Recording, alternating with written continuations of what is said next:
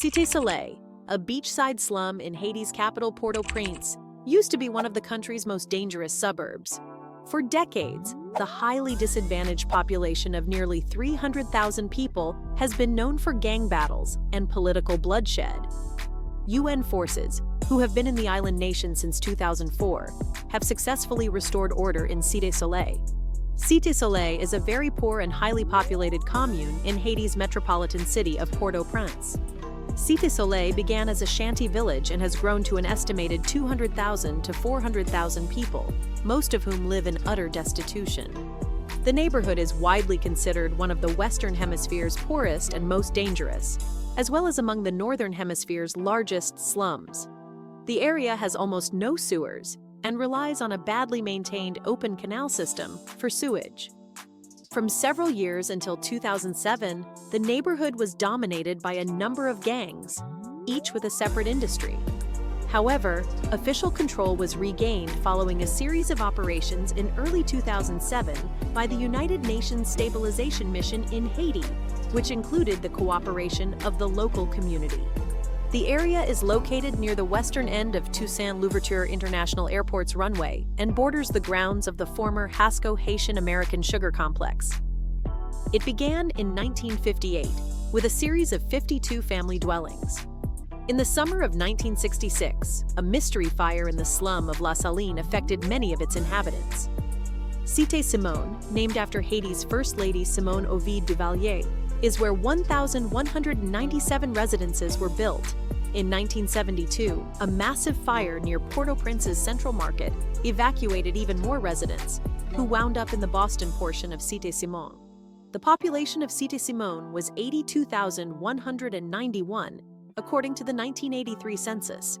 Cité Simone was originally built to accommodate sugar workers, but eventually housed manual laborers for the neighboring export processing zone. Beginning in the early 1970s, neoliberal reforms attracted squatters from all over the countryside, looking for work in the newly created factories. This movement gained momentum in the early 1980s with the destruction of Creole pigs by American order in reaction to an African swine flu outbreak, followed by the ascension of Finance Minister Leslie Delatour, who took over after Jean-Claude Duvalier's removal in 1986.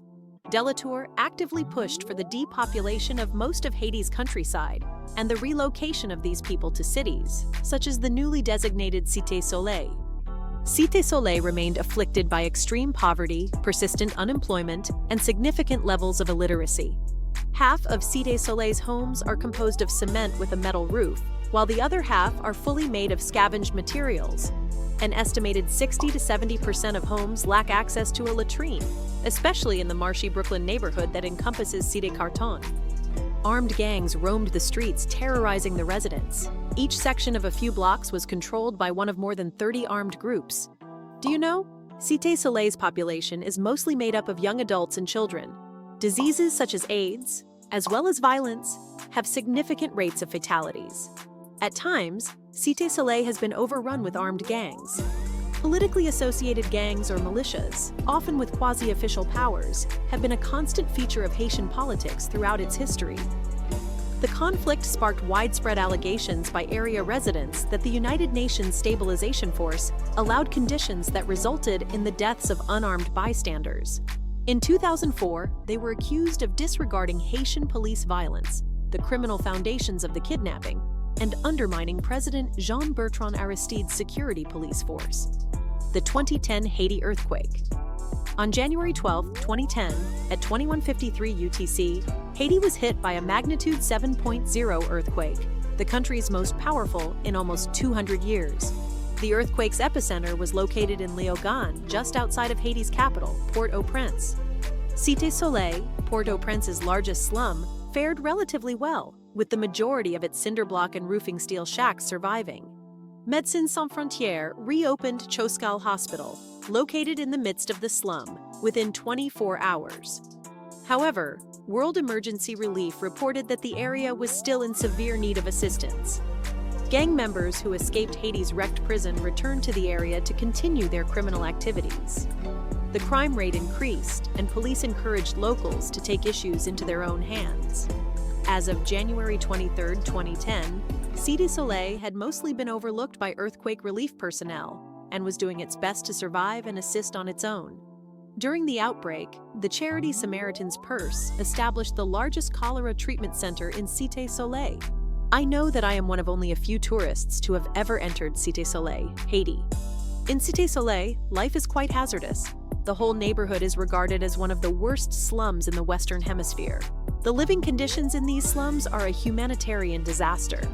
It was created on an overcrowded former rubbish dump, where many Haitians live in corrugated steel shacks, empty shipping containers, and makeshift tents. This place is located on wet ground that is 12 to 14 feet deep and filled with debris and human waste. An exceedingly poor and harsh community. People do not have access to clean drinking water, bathrooms, or electricity. There are various territories within the Cité du Soleil inefficiency site that are controlled by deadly gangs. Gang violence is an ongoing issue. Many consider it hell on earth. I actually cried when I saw those little kids, who were quiet and delightful. They sat on the ground and in broken chairs, hoping for a hot, nutritious bowl of food. Life in the garbage for underprivileged Haitians who have nowhere else to go is unhealthy and dangerous. They build makeshift homes and raise families among the piles of waste. Amongst that, the pigs, cows, and goats that wander free and eat the trash on the roadside. Now that brings us to the end of this video. Thank you for watching till the end. Don't forget to like, share, subscribe, and tell us what you think about this video below in the comment section. Let's meet again with another interesting video.